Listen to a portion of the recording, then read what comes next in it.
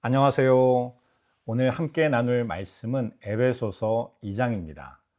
에베소서 2장은 우리에게 세 가지 질문에 대한 답을 주고 있어요.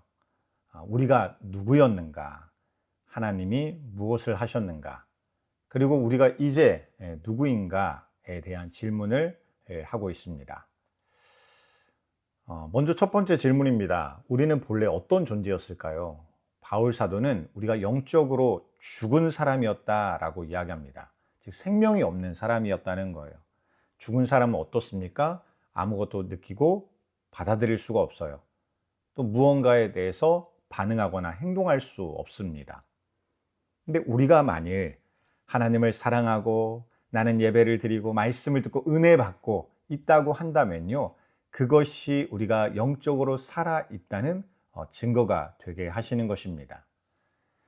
그러면 하나님을 믿기 전에, 구원을 받기 전에 우리는 어땠을까요? 첫째로 우리는 세상 풍조를 따라 살았습니다. 즉 악한 영의 영향력 아래에서 살았어요. 세상이 옳다 여기는 것을 따라 행했습니다. 하나님의 뜻이 아니라 세상의 가치관을 따랐어요. 둘째로 육체의 욕심을 따라 살았습니다. 우리의 죄된 본성을 따라 살았어요. 겉으로 볼 때는 자유의지로 행동하는 것처럼 보이지만 결국 그 끝에는 하나님의 진노로 이끄는 종착점이 기다리고 있는 것입니다.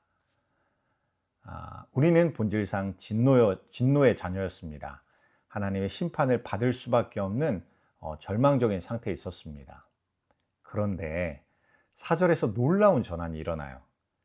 긍휼이 풍성하신 하나님이 우리를 사랑하신 그 큰 사랑을 인하여, 바로 이것이 복음의 핵심입니다. 우리가 진노의 자녀였음에도 불구하고 하나님은 우리를 불쌍히 여기시며 그 큰 사랑으로 우리를 변화시키셨어요. 하나님이 우리에게 행하신 일들을 한번 생각해 보세요. 그리스도와 함께 우리를 살리시고 죽었던 우리를 다시 일으키셨습니다. 우리에게도 새로운 생명이 일어나도록 주님께서 함께 하셨습니다. 그뿐이 아니죠. 하늘에 함께 앉으셔서 하늘의 신분과 지위까지 우리에게 주셨습니다. 왜 이런 놀라운 일을 행하셨을까요? 바로 그 은혜의 지극히 풍성함을 오는 여러 세대에 나타내려 하심이라 라고 이야기를 하세요. 즉 우리가 무엇이냐면 우리는 하나님의 은혜를 보여주는 살아있는 증거라는 것입니다. 8절과 9절 말씀을 보면요, 너희는 그 은혜에 의하여 믿음으로 말미암아 구원을 받았으니 이것은 너희에게서 난 것이 아니요 하나님의 선물이라. 행위에서 난 것이 아니니 이는 누구든지 자랑하지 못하게 함이라. 여기를 보면 구원의 세 가지 핵심 요소가 나타납니다. 첫째로는요, 은혜에 의하여입니다. 구원은 전적으로 하나님의 일방적인 은혜로 받은 구원이에요. 우리가 보탤 수 있는 것은 아무것도 없습니다. 하나님의 주권적인 자유로운 선택이자 우리를 사랑하시는 표현과 결과물이에요. 둘째로 믿음으로 말미암아입니다. 믿음은 하나님의 복과 은혜가 우리의 것이 되게 하는 통로입니다. 그런데 놀라운 것은 이 믿음조차도 하나님의 은혜 없이는 내가 가질 수가 없었다는 거예요. 믿음은 우리의 공로가 아니라 하나님의 선물입니다. 셋째로 행위에서 난 것이 아니라는 것입니다. 우리의 어떤 행위나 노력도 구원의 조건이 될 수는 없어요. 이는 누구든지 자랑하지 못하게 함이라 라고 이야기를 하셨기 때문입니다. 구원은요, 100% 하나님의 역사하심입니다. 우리가 자랑할 것이 있다면 오직 하나님을 자랑하고 예수님을 자랑하는 것이 되어야 돼요. 그래서 우리는 오직 하나님을 자랑해야 됩니다. 10절 말씀을 보면요, 우리는 그가 만드신 바라 그리스도 예수 안에서 선한 일을 위하여 지으심을 받은 자니. 여기서 만드신 바라 라는 헬라어는 포이에마인데 이건 작품, 예술가의 걸작품이라는 뜻입니다. 하나님께서 우리에게 말씀하시는 거예요. 너는 나의 작품이야. 나의 걸작품이야. 즉 우리는 하나님의 걸작품입니다. 세상에 하나밖에 없는 귀한 존재예요. 하나님이 직접 만드시고 나를 거룩하게 하신 예수님의 예술품이다 라고 할 수 있습니다. 또한 우리는 선한 일을 위해 지음받은 존재예요. 하나님의 뜻을 이루는 도구이자 방법으로 우리를 택하셨습니다. 그래서 우리가 하나님의 뜻 가운데 살아가는 것 자체가 뭐예요? 하나님의 영광을 드러내는 거예요. 비록 우리는 지금은 불완전하고 때로는 실수하고 잘못할지라도 하나님은 너를 통해, 나를 통해 그분의 뜻을 이루시겠다라고 작정하시고 약속하시는 것입니다. 그러니 어떻습니까? 나 자신을 내가 바라볼 때도 그저 세상의 관점이나 나의 관점만으로 바라보는 게 아니라 하나님의 관점으로 바라보시기 바랍니다. 에베소 교회에는 유대인과 이방인 그리스도인들이 함께 있었습니다. 이방인들은 본래 그리스도 밖에 있었죠. 소망이 없고 하나님도 없는 사람들이었습니다. 그런데 13절에서 이제는 전에 멀리 있던 너희가 그리스도 예수 안에서 그리스도의 피로 가까워졌느니라 라고 이야기하세요. 즉 예수 그리스도의 십자가를 통해서 놀라운 일이 일어나는데 모든 장벽이 허물어진 거예요. 유대인과 이방인 사이의 벽이 무너졌습니다.